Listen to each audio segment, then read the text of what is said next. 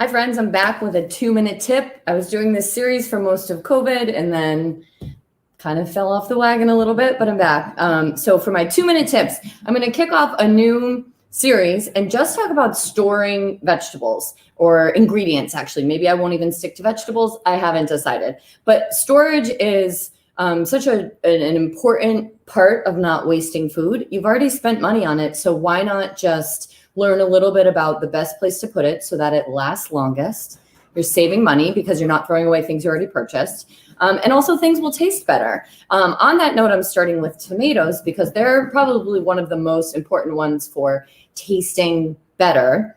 They're expensive and they're definite do's and don'ts about storing tomatoes. So if you buy a tomato like this, honestly, the internet says to remove this. If it's this big and fresh, I probably wouldn't remove this right away. But if it's not super fresh or you've had it for a long time, you could remove this. And then this part right here, or rather, even if your tomato didn't have this part right here is where moisture comes in and out of the tomato because that was its stem, right? That's how it was growing.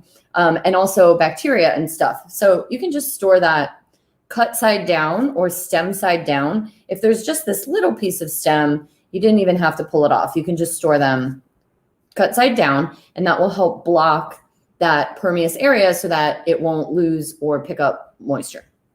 If you have cherry tomatoes, you probably often, unfortunately, buy them in a plastic container like this. If you can avoid that, props to you. It is Plastic-Free July after all, and a good tactic in general for reducing waste. But if they come like this, I just keep this on the counter unless I really want to try to extend the shelf life. If you want to do that, you can spread them out. This is similar to how we would store strawberries. So I just have a paper towel or like a linen towel on a plate. And you could even really try to store them stem side down, but it might be a little harder with cherry tomatoes. But basically, if any of them were soft or they had any water on them, by storing them this way, they won't make each other rot faster, which is what water and clumping them together does. And then either way, you can store the two types together. Either way, keep this on a counter. Tomatoes are best stored at around 55 degrees. Your healthy refrigerator is like 41 degrees, maybe even as low as 39. And it's too cold for the tomato. It actually changes the texture. It changes the flavor. Parts of the flavor, like the what do you call them? Molecules that like make you taste the flavor molecules. Let's go with that. They die when it's too cold. So that's why tomatoes don't taste as good in the fridge. That said, if you slice this in any way, you do want to put it in the refrigerator, but honestly, it's only going to be good for about a day or two after that.